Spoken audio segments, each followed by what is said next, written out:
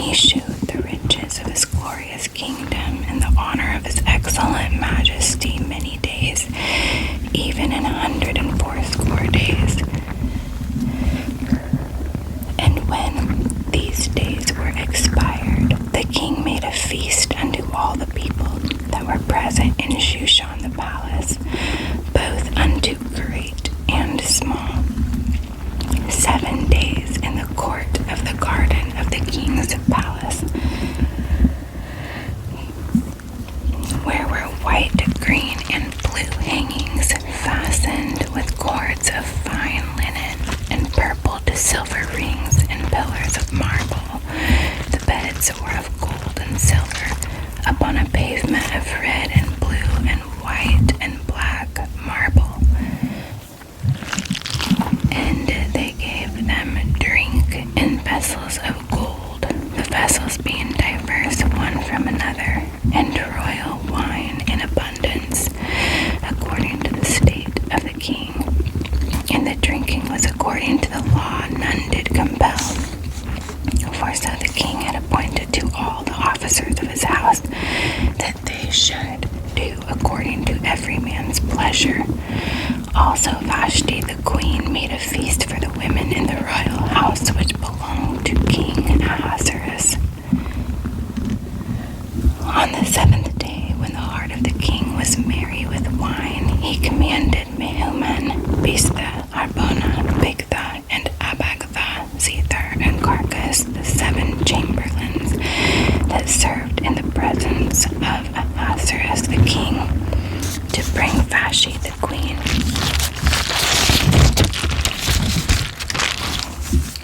Before the king with the crown royal, to show the people and the princess her beauty, for she was fair to look on. But the queen Vashti refused to come at the king's commandment by his chamberlains.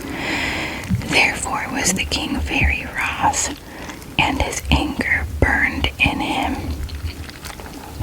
Then the king said to the wise men, which knew the times, for so was the king's manner toward all that knew law and judgment. And the next unto him was Karshena, Shethar, Admatha, Tarshish, Meres, Marcena, and Memucan, the 7 princes of Persia and Media, which saw the king's face, and which sat the first in the kingdom. What shall we do unto Queen Vashti according to the law, because she hath not performed the commandment of the king Ahasuerus by the chamberlains? And Memucan answered before the king and the princes, Vashti the queen hath not done wrong to the king only, but also to all the princes and to all the people that are in all the provinces of the king Ahasuerus. For this deed of the queen shall come abroad unto all women, so that they shall despise their husbands in their eyes, when it shall be reported. The king Ahasuerus commanded Vashti the queen to be brought in before him, but she came not. Likewise shall the ladies of Persia and Media say this day unto all the king's princes, which have heard of the deed of the queen. Thus shall there arise too much contempt and wrath. If it please the king, let there go a royal commandment from him, and let it be written among the laws of the Persians and the Medes, that be not altered, that Vashti come no more before King Ahasuerus, and let the king give her royal estate unto another that is better than she.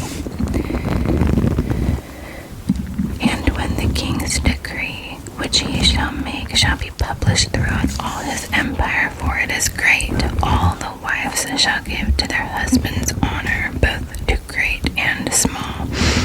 And the saying pleased the king and the princes, and the king did according to the word of Memucan.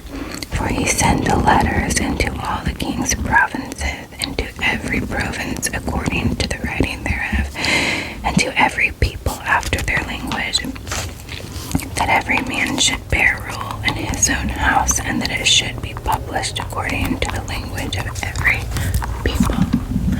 And that is the end of chapter 1. Chapter 2 of the book of Esther. After these things, when the wrath of the king Ahasuerus was appeased, he remembered Vashti and what she had done, and what was decreed against her. Then said the king's servants that ministered unto him, Let there be fair young virgins sought for the king, and let the king appoint officers in all the provinces of his kingdom, that they may gather together all the fair young virgins unto Shushan the palace, to the house of the woman, unto the custody of Heg, the king's chamberlain, keeper of the woman. And let their things for purification be given them, and let the maiden which pleaseth the king be queen instead of Vashti. And the thing pleased the king, and he did so. Now in Shushan the palace there was a certain Jew whose name was Mordecai, the son of Jair, the son of Shimei, the son of Kish, a Benjamite, who had been carried away from Jerusalem with the captivity which had been carried away with Jeconiah the king of Judah, whom Nebuchadnezzar the king of Babylon had carried away. And he brought up Hadassah, that is Esther, his uncle's daughter, for she had neither father nor mother, and the maid was fair and beautiful, whom Mordecai, when her father and mother were dead, took for his own daughter. So it came to pass, when the king's commandment and his decree was heard, and when many maidens were gathered together unto Shushan the palace, to the custody of Hegai, that Esther was brought also unto the king's house, to the custody of Hegai, the keeper of the women. And the maiden pleased him, and she obtained kindness of him, and he speedily gave her things for purification, with such things as belonged to her, and 7 maidens, which were meet to be given her out of the king's house.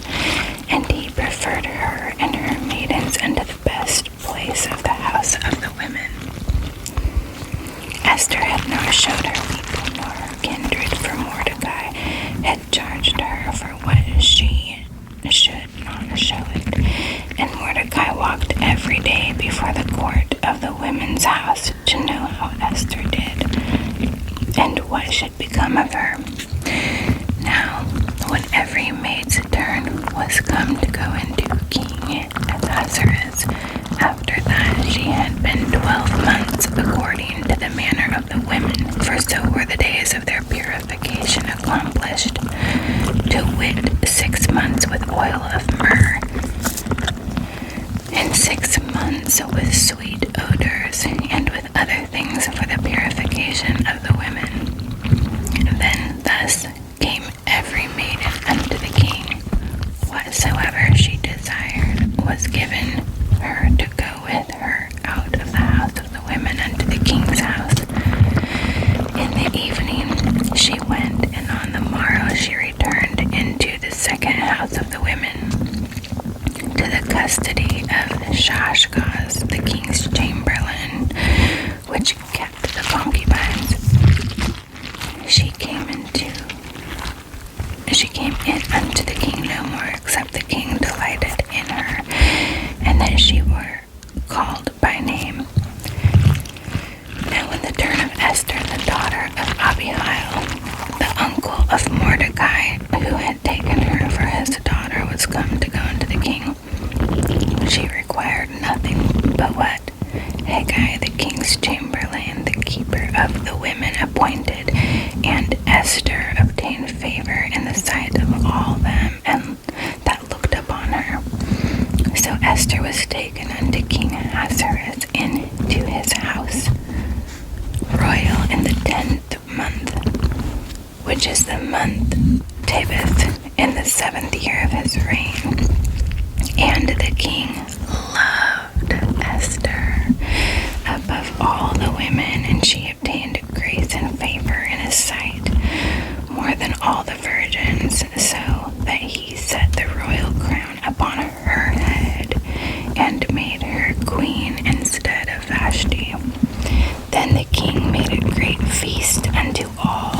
his princes and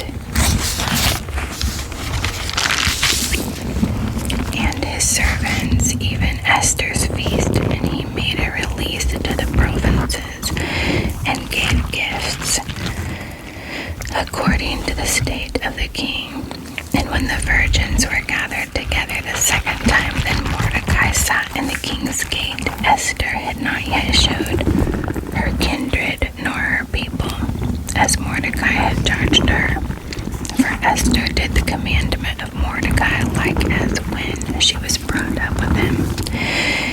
In those days, while Mordecai sat in the king's gate, two of the king's chamberlains, Bigthan and Teresh, of those which kept the door, were wroth and sought to lay hand on the king Ahasuerus. And the thing was known to Mordecai, who told it unto Esther the queen. And Esther certified the king thereof of Mordecai's name. And when inquisition was made of the matter, it was found out. Therefore they were both hanged